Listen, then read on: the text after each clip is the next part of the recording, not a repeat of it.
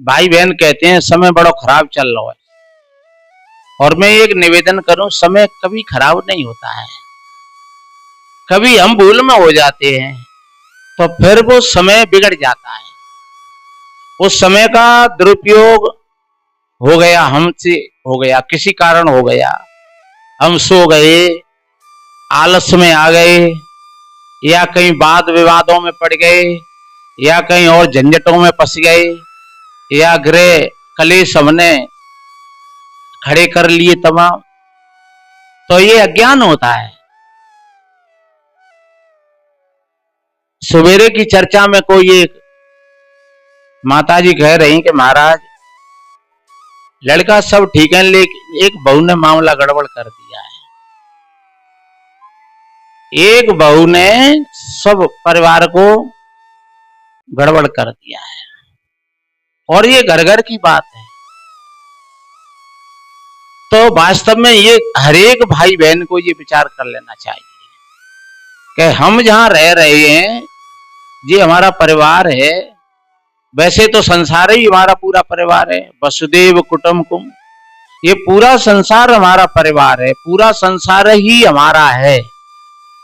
कोई अपना नहीं है और कोई वीराना नहीं है, सब अपने ही हैं और कोई अपना नहीं है। अगर बाई चांस हमारी आंख में पीड़ा हो जाए तो फिर वो हमको झेलनी पड़ेगी। न बहू झेलेगा उसको, न बेटा झेलेगा उसको। तो बहू और बेटा नहीं झेलेंगे तो फिर बहू बेटा भी नहीं हुए। और वैसे अगर देखा जाए तो पूरा संसार अपना है, सब अपना है।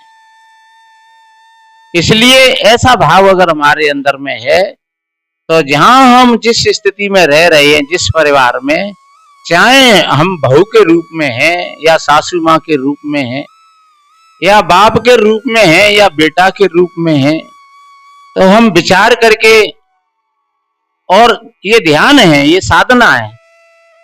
ध्यान का मतलब ही होता है जब कोई, हम जैसे हमने शीशा पर हाथ डाला तो शीशा हमारे हाथ में से छूट गया और शीशा फूट गया, तब कहां पर तुम्हारा ध्यान था?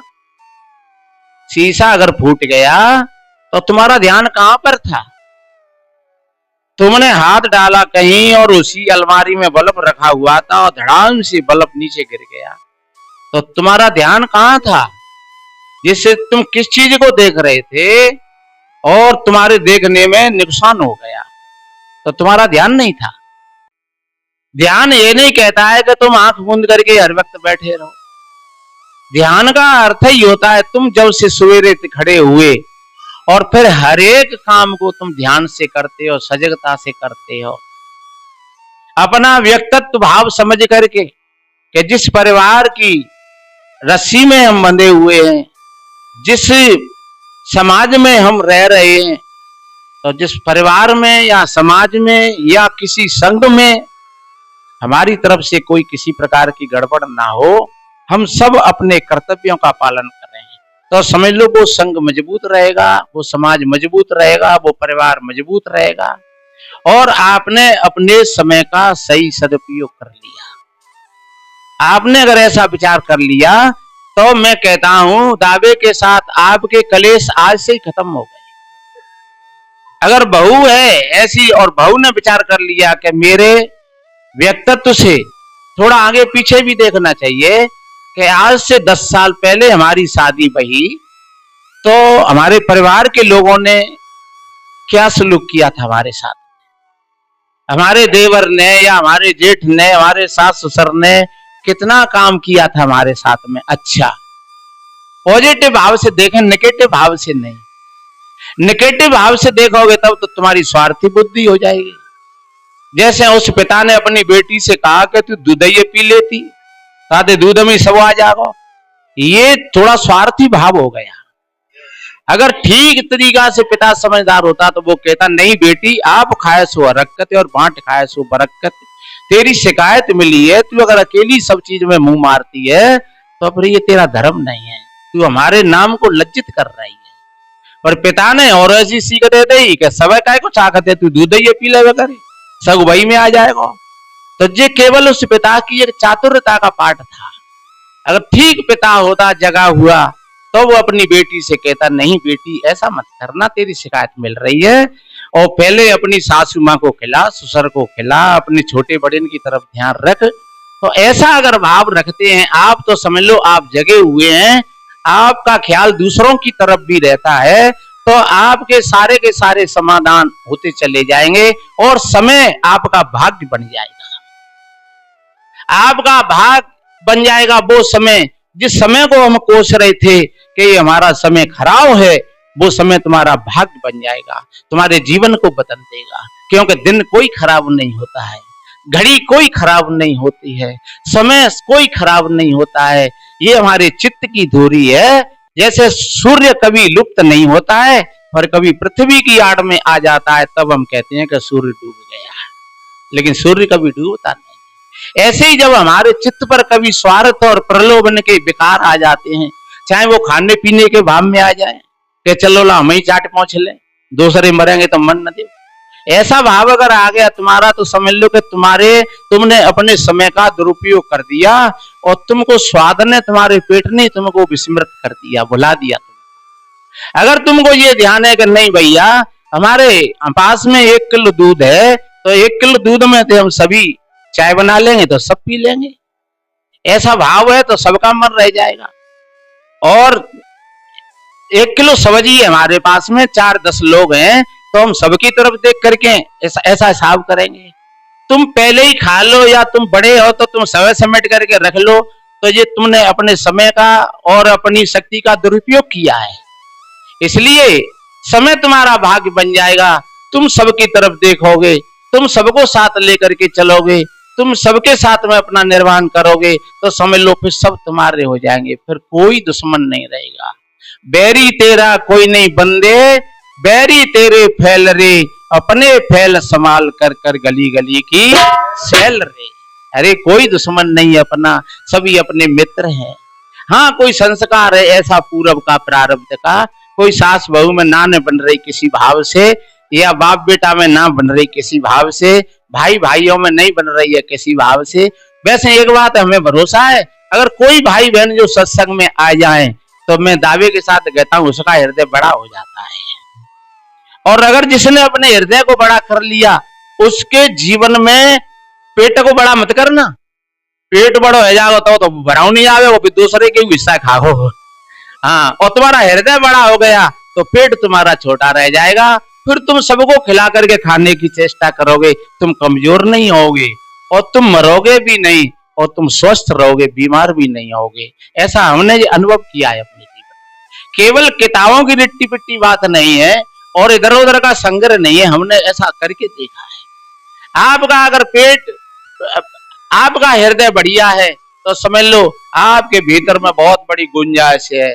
आपका हृदय बड़ा है, विशाल है, तो तुम अपनी थाली में से भी किसी दूसरे को आए पड़ेगी तो 2 रोटी ले भैया, आदि में से आदि, टूको में ते टूक, और कहे कबीरता दास को कबू ने आवे चू। ऐसा भाव कितना बढ़िया कहा है एक जगह, पेट भरने को दुनिया में पशु भी पेट भरते हैं, दिए दिल और कोई अपना, वो नरपुर स्वार्थी होते हैं। पथिक जो बांट कर खाए, पथिक जो बांट कर खाए, उसे इंसान कहते हैं। पराया दर्द अपनाए, उसे भगवान कहते हैं। भगवान 4 भुजा वाला, 8 भुजा वाला कहीं नहीं है, हमारे मन की कल्पना है। ऐसा कहीं पर कोई भगवान नहीं बैठा हुआ है, और ऐसा कहीं कोई भगवान और कहीं कोई भगवती नहीं बैठी है जो तुम गलत काम करके और किसी मंदिर में जाकर के तुम प्रार्थना करो, हे पनवेश्वरी मैया, हे पनवेश्वरी देवता, अब तू कैसे करके और हमारे पापन ने काट दे, तो तुम्हारे पाप कटेंगे नहीं, वो तुमको भोगने ही पड़ेंगे।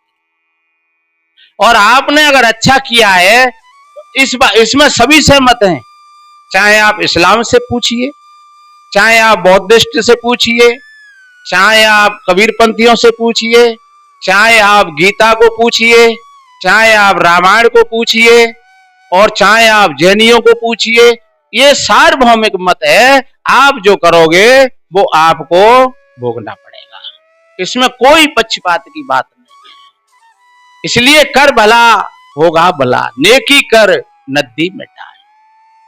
किसी से इतनी उपेक्षा मत बनाओ और समय का सदुपयोग करो।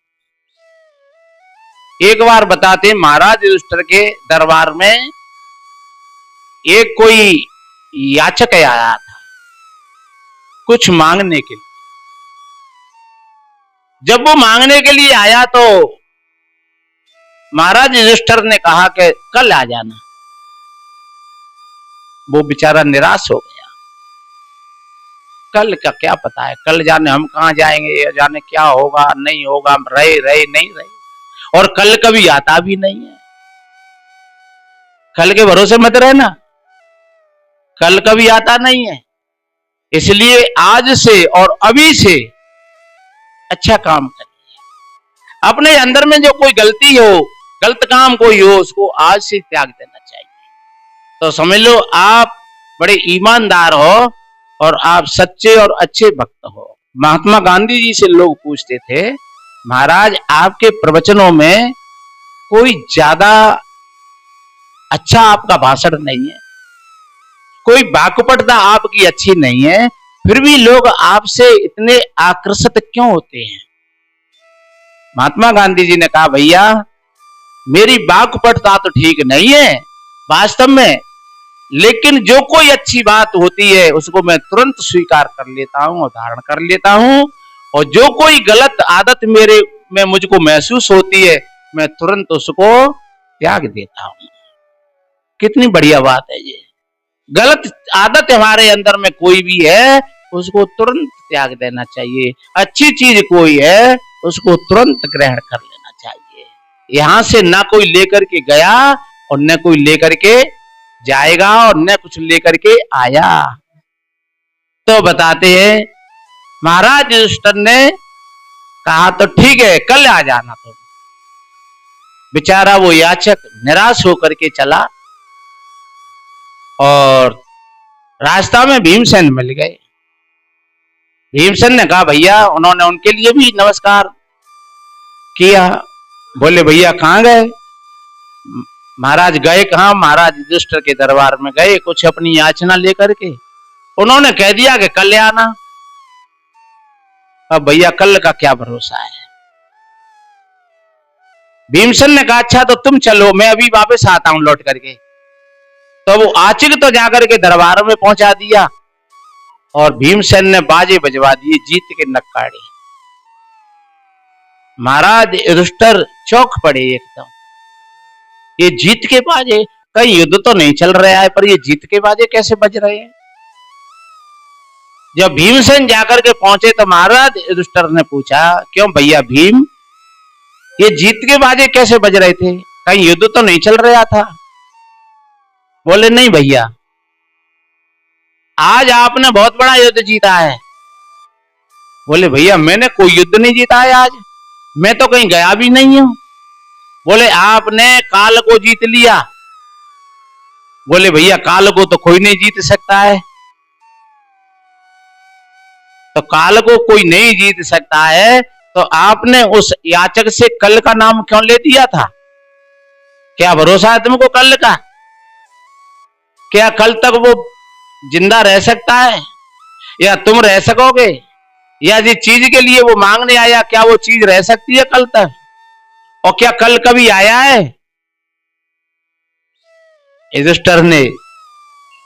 युधिष्ठिर बड़े शीलवान थे, क्षमावान थे। उन्होंने अपनी गलती को स्वीकार किया और तुरंत उस याचक को बुला करके कहा भैया इनको अभी जो कुछ जो लेने के लिए आए इनको अभी दिया जाए। तो ध्यान रखो, वास्तव में जो वर्तमान में जो भाई बहन जिनका हृदय बड़ा होता है, जो समय की जो परख करते हैं तो वो समय का ठीक उपयोग कर लेते हैं, और जो समय चूक जाता है तो फिर वो केवल पछताते हैं। नर पछताइए अवसर बीते। ए नर पछताइए अवसर पीत। जब चेते से क्या हुआ, जब चिड़िया चुंग गई खेत। इसलिए आप अपने हाथों को बढ़ाते रहिए, आप अपने विचारों को फैलाते रहिए और हर काम को, हर क्रिया को अपने ध्यान से करिए। ये तुम्हारा सत्संग है। एक बार की एक छोटी सी मुझे बात और याद आई है। एक कोई महान कवि थे और कवि वो दानवीर भी थे। देने की भी भावना अच्छी थी। कुछ समय या कुछ प्रभाव बदलाव, कहीं न कहीं कोई गर्व हो गया होगा, घमंड हो गया, जिससे थोड़ी धन की कमी पड़ गई। नहीं, दान करना चाहिए, जरूर करना चाहिए, पर मान और सम्मान में आकर के नहीं, किसी को नीचा दिखाने के लिए नहीं। बाने कितने का दे, बाने 51,000 दे तो हम 1 लाख देंगे। वो दान नहीं हुआ, वो तुम्हारा तामसी दान हो गया। किसी की होड़ से नहीं, तुम्हारी जेब में, तुम्हारे पेट से जो कुछ बचा हुआ है वही दो।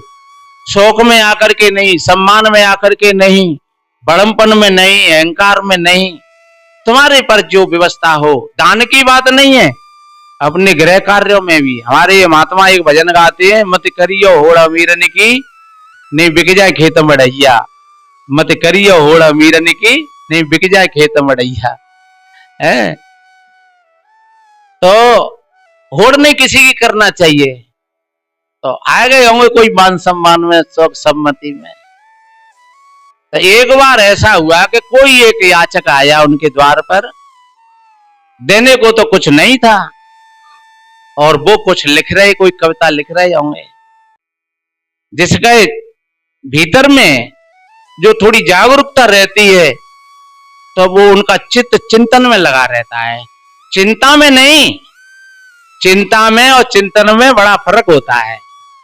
चिंता व्यक्ति को नीचे की ओर ले जाती है और चिंतन व्यक्ति को ऊपर की ओर ले जाता है। चिंतन को ऐसे जानो जैसे एक पवित्र झरना, और चिंता को ऐसे जानो जैसे सड़ा हुआ गंदा नाले का पानी। इसलिए चिंता मत करना, मैं चिंतन की बात कह रहा हूं। तो कवि का चिंतन चल रहा उच्च कोटि का, और वहां कोई याचक आ गया और उसने निवेदन किया, कविराज मेरी बेटी की शादी है, कुछ आपके यहाँ कुछ सेवा के लिए हो तो कुछ सहायता बन जाएगी। कवि का हृदय तो बड़ा था लेकिन मजबूर था। भीतर उनकी देवी सो रही थी, उनके हाथों में कंचन के कड़े पड़े हुए थे सोने के, एक हाथ नीचे लटका हुआ था। वो तुरंत गए अचक धीमे धीमे, पता नहीं लग जाए, और अचक धीरे से एक कड़े को उतार लिया। देवी जी को पता लग गया, आंख खुल गई। देवी जी के भाव भी पवित्र थे। अगर उसके भाव में अगर कोई गतलापन होता तो फिर तो वो रोक देती वहीं पर और झटक देती कि क्या कर रही हो, ये क्या तुम्हें शर्म नहीं आती है, मेरे सोने को चूड़ा को क्यों उतार रहे हैं मेरे हाथों से। लेकिन उसने अपने हाथ को और ढीला छोड़ दिया और उन्होंने चूड़ा को उतार लिया और चूड़ा को लेकर के चले, दरवाजे पर आए, तैसे ही पीछे से खड़ी होकर के चली आई। कहो कविराज जी ऐसा क्या हो गया जिससे मेरे हाथ का चूड़ा आपको उतारना पड़ा।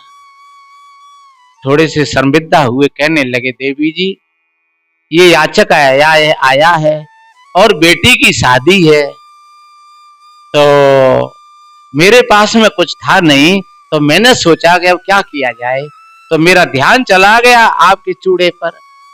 तुम्हारा हाथ नीचे लटका हुआ था, तो खाली हाथ लौटाना ठीक नहीं होता है। और ध्यान रखो, अगर सामने तुम्हारे कोई हाथ अगर फैला दे तो कभी खाली हाथ मत छोड़ना, कुछ न कुछ उसके हाथ में जरूर दे देना। कोई भोजन की बात हो, थोड़े टकाटूक की बात हो, आपके सामने अगर कोई खड़ा हो जाए तो आप जरूर उसको निराशा मत देना। कहते हैं कि जो मांगने के लिए गए वो मर गए। मांगना नहीं चाहिए किसी भी परिस्थिति में, कभी किसी से कुछ मांगना नहीं चाहिए। जैसी अपनी व्यवस्था हो उसी में अपना काम चलाना चाहिए, तो मांगना नहीं चाहिए।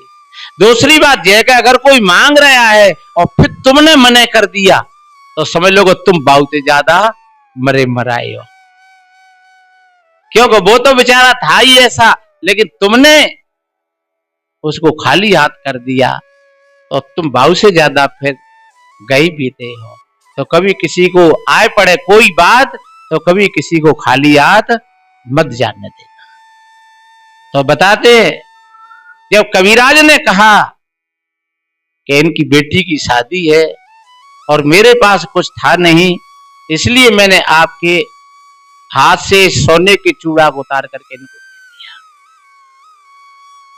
और देवी जी ने कहा दूसरा चूड़ा उतार करके कि एक चूड़ा से क्या होगा, लो कविराज ये दोनों चूड़ा दे दो तो बेटी की शादी में ठीक अच्छा सहयोग बन जाएगा। धन्य उसको कहते हैं हृदय बड़ा। अपने पास नहीं था लेकिन फिर पति की, एक तो पति का मान बढ़ गया और दूसरे भिखारी का, उस लेने वाले याचक का भी हृदय फूल गया। धन्य मैं तो कविराज को ही समझता था, और धन्य जो कविराज के जो घर से है, धन्यवाद उस देवी के लिए भी जिसने एक चूड़ा के बदले और उसने दूसरा चूड़ा भी उतार करके दे दिया। तो मेरे बहन भाइयों, समय मैंने बोला था कि समय खराब नहीं होता है, कोई दिन खराब नहीं होता है, कोई घड़ी खराब नहीं होती है।